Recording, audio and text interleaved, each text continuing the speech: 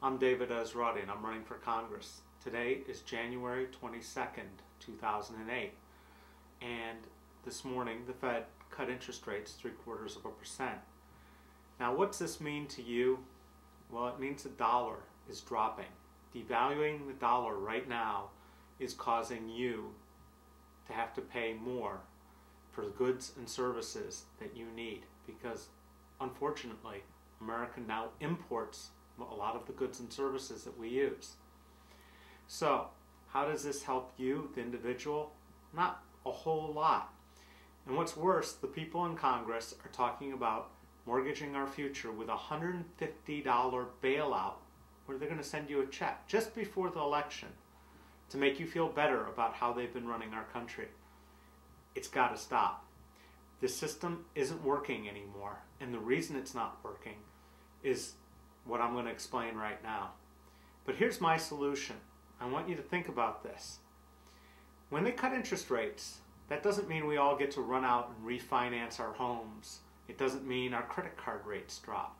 It means the biggest corporations, the biggest banks, the people who actually borrow at prime are getting a break.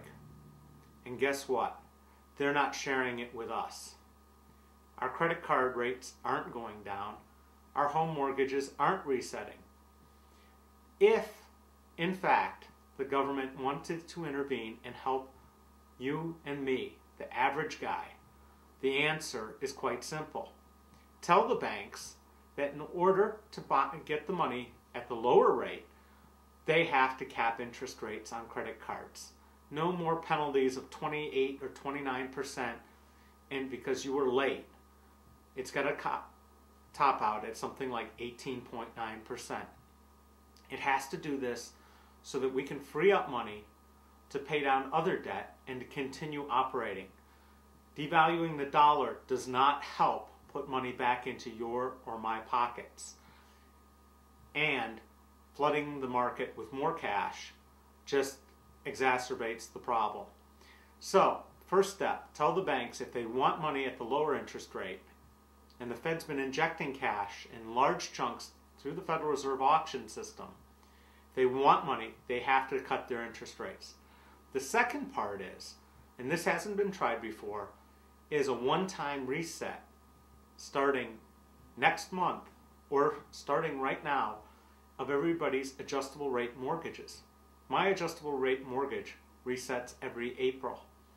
When it resets this time with these incredibly low interest rates, I'm going to save several $100s a month that I can then use to pay down debt. It's money in my pocket, and it will continue all year long. No, it won't cost the taxpayers more, and in the long run, we'll all be better off. Sure, the banks are going to take a hit, but guess what? The banks have been taking a hit already, and they're going to take more. And it's not our government's job to bail them out. At least that's what they tell us, but then what are they doing? They're bailing the banks out. There's this thing called the Federal Deposit Insurance Commission, FDIC. That's the fail-safe lever, and it's not, if it gets hit by all of these banks having all of these problems because they got greedy, we're going to bail them out anyways. So, two-step process, very simple. Cut all interest rates on credit cards and cap them to a maximum of 19%, which is more than enough with the low prime rate for the banks to make money. And secondly, reset all adjustable rate mortgages right now, one time, until their next renewal date, and then we'll see what happens. This can put money in your pocket, in my pocket, and stop having the Uncle Sam bail us out with money that it doesn't have from future taxes that we're going to pay. The outgoing administration isn't worried about the repercussions. They're just worried about saving their butts. And saving it by mortgaging us more to the hilt isn't the right answer.